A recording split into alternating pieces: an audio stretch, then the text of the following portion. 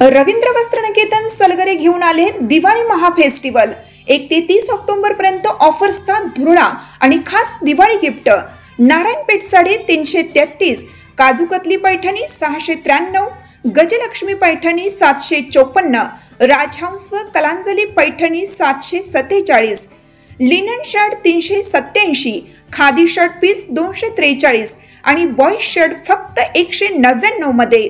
तर मग त्वरा करा, रवींद्र वस्त्रनिकेतन सलगरे आणि शाखा। ताज्या बातम्यांसाठी महान करेला सबस्क्राइब करा आणि बेल आयकॉनला क्लिक करा। आता भैयामाने आमदार ही एकच माझी तळमळ, मंत्री हसन मुश्रीफ। राष्ट्रवादी पक्षासाठी कैलासवासी वायटी माने अण्णा यांच्यासह भैया मानेंचे खूप मोठे योगदान आहे।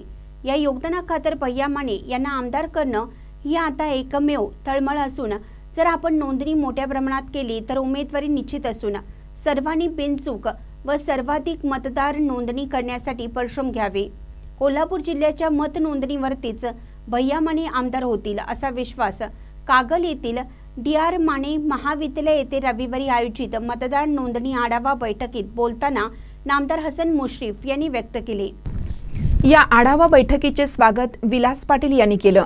यावेळी प्रास्ताविकात बोलताना पदवीधर मतदारसंघाचे भावी उमेदवार प्रताप उर्फ भैया माने म्हणाले की आता निवडणुकीसाठी शिवधनुष्य उचललेच आहे।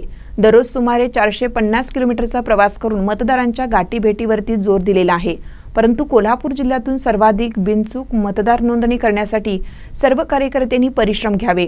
फॉर्म भरताना बारकावे तपासावे जेणेकरून कुणाचीही मतदार यादीतून नाव वगळून जाऊ नयेत। यासाठी योग्य कागदपत्रांची पूर्तता करावी असे कार्यकर्त्यांना त्यांनी आवाहन केलं। यावेळी राजेखान जमादार यांनी भैया माने यांच्या आमदारकीबद्दल विश्वास व्यक्त केला, तर गोकुळचे माजी चेअरमन रणजितदादा पाटील यांनी भैया माने हे नक्की आमदार होणार असून एकनिष्ठेचे उत्तम उदाहरण म्हणजे भैया माने असल्याचं त्यांनी यावेळी सांगितलं। यावेळी राजेखान जमादार आणि रणजितदादा पाटील यांचा नामदार मुश्रीफ यांच्या हस्ते सत्कार करण्यात आला। या आढावा बैठकीस युवराज पाटील, सूर्यकांत पाटील, बाळासाहेब तुरंबेकर, संजय चितारी, रणजित सूर्यवंशी, प्रकाश गाडेकर, सुनील माने, एस संगपाळ, सुनील माळी यांच्यासह राष्ट्रवादी काँग्रेसचे पदाधिकारी, कागल नगर परिषदेचे आजी माजी नगरसेवक, विविध शैक्षणिक संस्थांचे पदाधिकारी, शिक्षक मोठ्या संख्येने उपस्थित होते। शेवटी संजय चितारी यांनी आभार मानलं। महानकर न्यूजसाठी विठ्ठल कोळेकर, कागल।